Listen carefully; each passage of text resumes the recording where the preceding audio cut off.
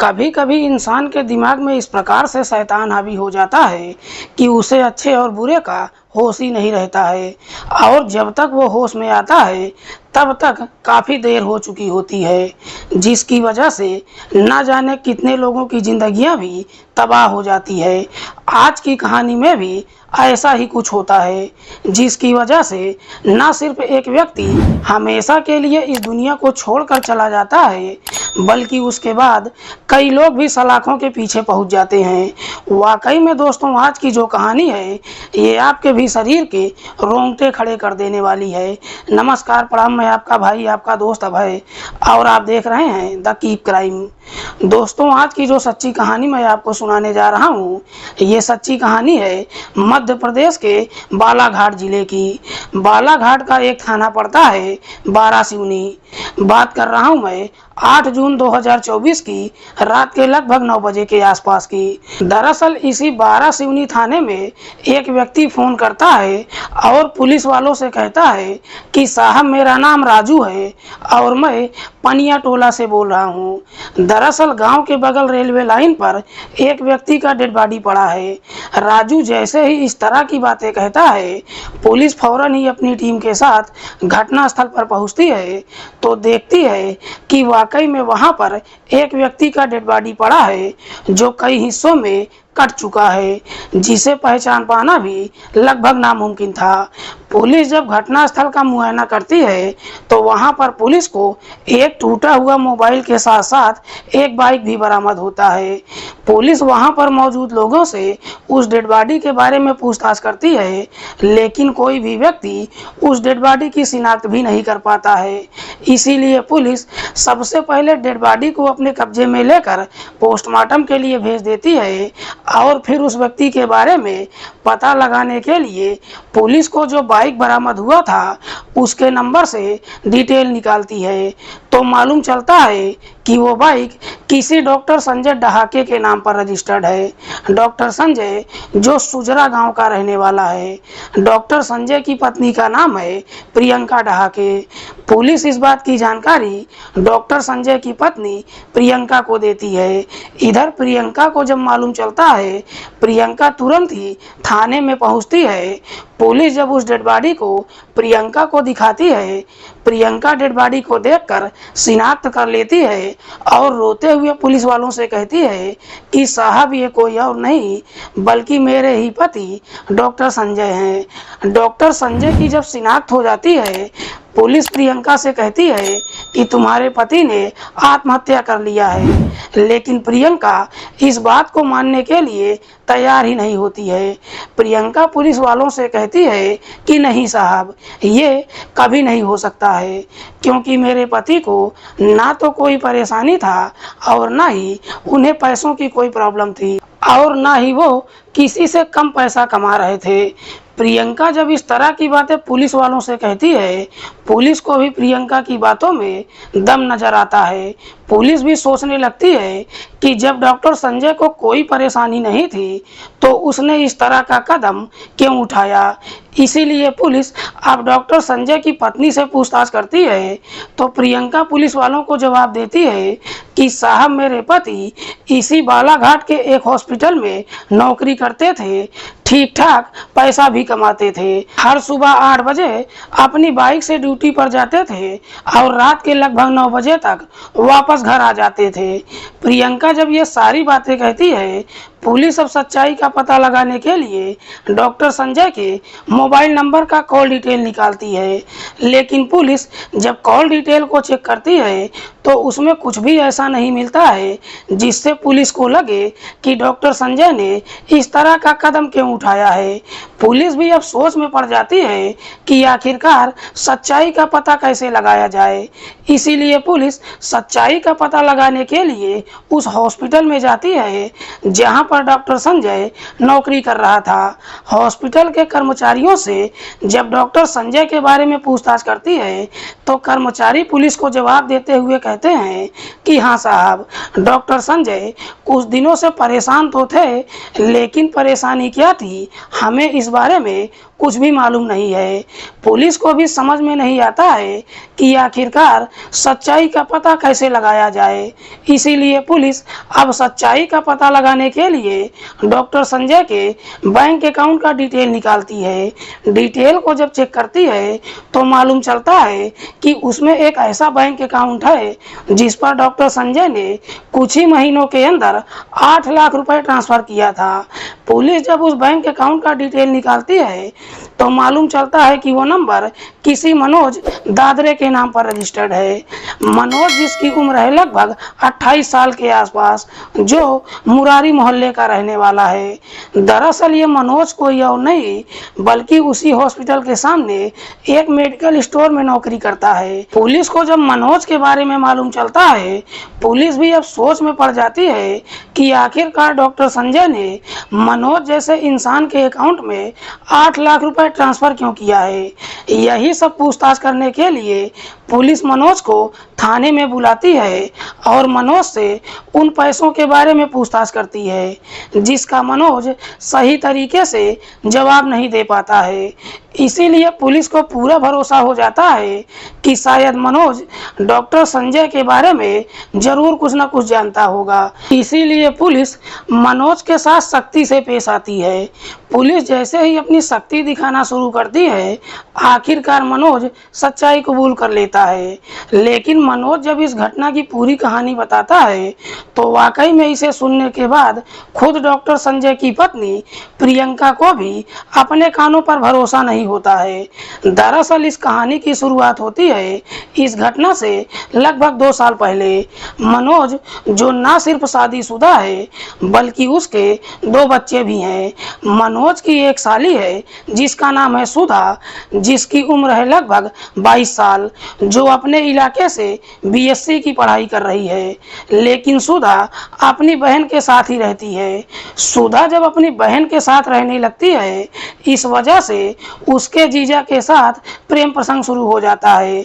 लेकिन मनोज और उसकी साली के बीच में जब प्रेम प्रसंग शुरू होता है, इस बात की जानकारी मनोज की पत्नी को कभी मालूम नहीं चलता है। एक दिन सुधा अपने जीजा से कहती है कि जिस मेडिकल स्टोर में तुम नौकरी करते हो उसके सामने वाले हॉस्पिटल में मुझे भी नर्स की नौकरी लगवा दो। नौकरी करने की बात जब कहती है, आखिरकार मनोज अपनी साली को उसी हॉस्पिटल में नर्स की नौकरी लगवा देता है जिस हॉस्पिटल में डॉक्टर संजय नौकरी करता है। सुधा जब हॉस्पिटल में नौकरी करने के लिए जाती है और जब पहली बार डॉक्टर संजय को देखती है तो डॉक्टर संजय की पर्सनालिटी देखकर पहली नजर में उस पर फिदा हो जाती है। उसके बाद सुधा डॉक्टर संजय के ऊपर डोरे भी डालने लगती है। हालांकि सुधा अपनी तमाम कोशिश कर लेती है, लेकिन बावजूद इसके डॉक्टर संजय उसके प्रेम जाल में नहीं आता है। सुधा ये भी जानती है कि डॉक्टर संजय पहले से ही शादीशुदा है। अपनी तमाम कोशिश करने के बावजूद भी डॉक्टर संजय जब उसके प्रेम जाल में नहीं आता है, आखिरकार डॉक्टर संजय को अपने प्रेम जाल में फंसाने के लिए एक षड्यंत्र बनाती है। दरअसल एक दिन शाम के समय जब मौसम खराब हो जाता है, सुधा डॉक्टर संजय से कहती है कि जब अपने घर पर जाने लगना मुझे भी रास्ते में छोड़ देना। डॉक्टर संजय भी आगे पीछे कुछ नहीं सोचता है। शाम के समय जब अपने घर के लिए निकलता है, सुधा को भी अपनी बाइक पर बिठा लेता है। लेकिन जैसे ही दोनों शहर से बाहर निकलते हैं, मौसम खराब होने की वजह से बारिश होने लगती है और फिर दोनों एक पेड़ के नीचे छुप जाते हैं। दोनों काफी देर तक उस पेड़ के नीचे खड़े तो रहते हैं, लेकिन बारिश रुकने का नाम नहीं लेती है। काफी देर तक वहां पर खड़े होने की वजह से दोनों भीग भी जाते हैं। इसीलिए सुधा इस मौके का फायदा भी उठा लेती है। भीगे हुए कपड़ों में सुधा डॉक्टर संजय के गले लग जाती है। जब गले लग जाती है डॉक्टर संजय भी अपने आप को रोक नहीं पाता है और आखिरकार उसी पेड़ के नीचे दोनों के बीच में अवैध संबंध बन जाता है। और एक बार जब यह सिलसिला शुरू होता है उसके बाद कभी रुकने का नाम नहीं लेता है, बल्कि उसके बाद जब भी दोनों को मौका मिलता है दोनों एक दूसरे से मुलाकात ही नहीं करते हैं बल्कि दोनों अपनी हसरतें भी पूरी कर लेते हैं। लेकिन सुधा का जब डॉक्टर संजय के साथ प्रेम प्रसंग शुरू होता है इस बात की जानकारी ना तो उसके जीजा मनोज को मालूम चलता है और ना ही डॉक्टर संजय की पत्नी प्रियंका को मालूम चलता है। जब कुछ महीने का समय गुजरता है इधर सुधा को जब पूरा भरोसा हो जाता है कि डॉक्टर संजय उसके प्रेम जाल में पूरी तरह से फंस चुका है, सुधा अपने दिल की बात डॉक्टर संजय के सामने रखती है। दरअसल सुधा डॉक्टर संजय से कहती है कि तुम मुझसे शादी कर लो। शादी की बात जब कहती है संजय सुधा से शादी करने के लिए तैयार ही नहीं होता है। सुधा जब अपनी तमाम कोशिश कर लेती है डॉक्टर संजय जब उससे शादी करने के लिए तैयार नहीं होता है तब कहीं जाकर सुधा अपने और डॉक्टर संजय के बारे में अपने जीजा मनोज को बताती है। इधर मनोज को जब मालूम चलता है कि उसकी साली का डॉक्टर संजय के साथ प्रेम प्रसंग ही नहीं चल रहा है बल्कि वो डॉक्टर संजय के साथ शादी भी करना चाहती है, ये जानकर मनोज एकदम से परेशान हो जाता है। दरअसल मनोज को अब डर सताने लगता है कि उसकी साली उसके हाथ से जाने वाली है, लेकिन चाहकर भी मनोज अपनी साली को रोक नहीं पाता है। तभी मनोज के दिमाग में एक षड्यंत्र आ जाता है। दरअसल मनोज अपनी साली सुधा को समझाता है कि अगर वाकई में तुम डॉक्टर संजय से शादी करना चाहती हो तो अगली बार जब तुम उससे मुलाकात करना तो उस पल का कुछ फोटो और वीडियो अपने मोबाइल में कैप्चर कर लेना। जब वीडियो और फोटो अपने मोबाइल में कैप्चर कर लोगी उसी वीडियो को दिखाकर तुम डॉक्टर संजय से शादी करने का दबाव डाल सकती हो। डॉक्टर संजय भी अपनी इज्जत बचाने के लिए तुमसे शादी करने के लिए तैयार हो जाएगा। जब इस तरह का सुझाव देता है सुधा भी अपने जीजा की बातों में आ जाती है। अगली बार सुधा जब डॉक्टर संजय से मुलाकात करती है तो उस पल का कुछ फोटो और वीडियो अपने मोबाइल में कैप्चर ही नहीं करती है बल्कि वो वीडियो लाकर अपने जीजा मनोज को दिखाती है। मनोज जब उस वीडियो को देखता है मनोज के दिमाग में एक और षड्यंत्र आ जाता है, लेकिन मनोज इस षड्यंत्र के बारे में अपनी साली को कुछ नहीं बताता है। इधर सुधा वो वीडियो डॉक्टर संजय को दिखाती है और उस पर दबाव देते हुए कहती है कि तुम मुझसे शादी कर लो। इधर सुधा का जीजा मनोज उस वीडियो को डॉक्टर संजय को दिखाते हुए कहता है कि जितना मैं तुमसे पैसा मांग रहा हूँ अगर तुमने उतना पैसा नहीं दिया तो मैं ये वीडियो सोशल मीडिया पर अपलोड कर दूंगा। दरअसल उसी वीडियो की वजह से सुधा के साथ मनोज भी डॉक्टर संजय को ब्लैकमेल करने लगते हैं। इधर डॉक्टर संजय जब उस वीडियो को देखता है उसके पैरों तले से जमीन खिसक जाती है। डॉक्टर संजय को अब समझ में नहीं आता है कि आखिरकार वो क्या करे। मनोज जब डॉक्टर संजय से पैसे मांगता है डॉक्टर संजय मनोज को पैसा देने के लिए तैयार हो जाता है, लेकिन मनोज के सामने एक शर्त रखते हुए कहता है कि मैं तुमको पैसा तो दे दूंगा लेकिन बदले में तुमको अपनी साली को समझाना होगा कि वो मुझसे शादी करने की जिद छोड़ दे। मनोज डॉक्टर संजय से वादा कर लेता है। उसके बाद डॉक्टर संजय मनोज के अकाउंट में 8 लाख रुपए कई किस्तों में ट्रांसफर भी कर देता है।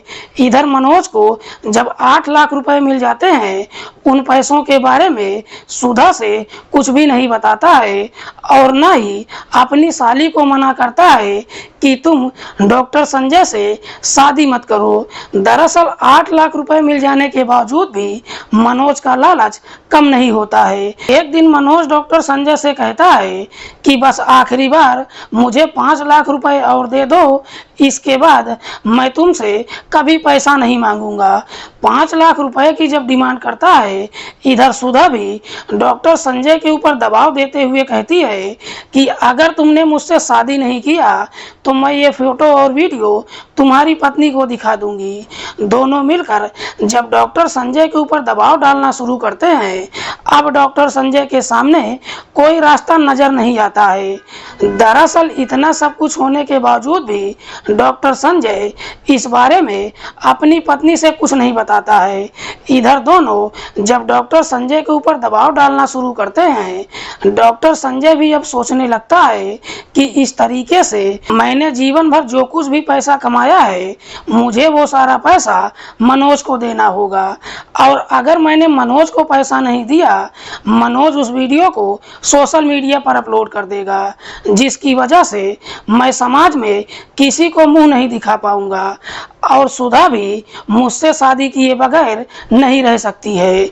जब डॉक्टर संजय को कोई रास्ता नजर नहीं आता है, आखिरकार मजबूर होकर अपने आप को खत्म करने का फैसला कर लेता है।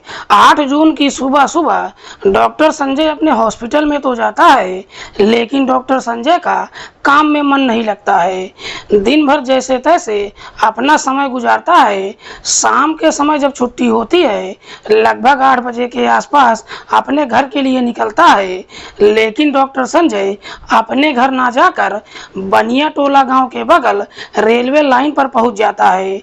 बगल में अपनी बाइक खड़ी कर देता है और जाकर रेलवे लाइन पर लेट जाता है।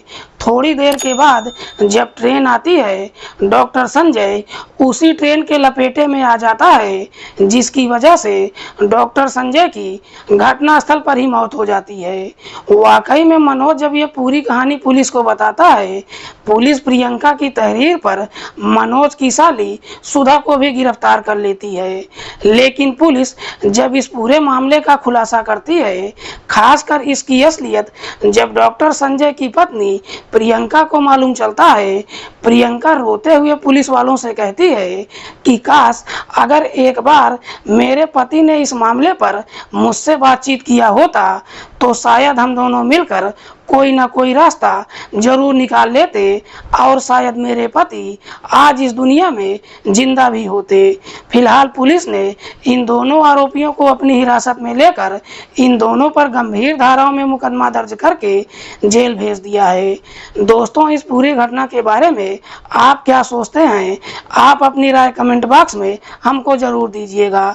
मिलते हैं किसी और सच्ची कहानी के साथ, तब तक के लिए नमस्कार, जय हिंद।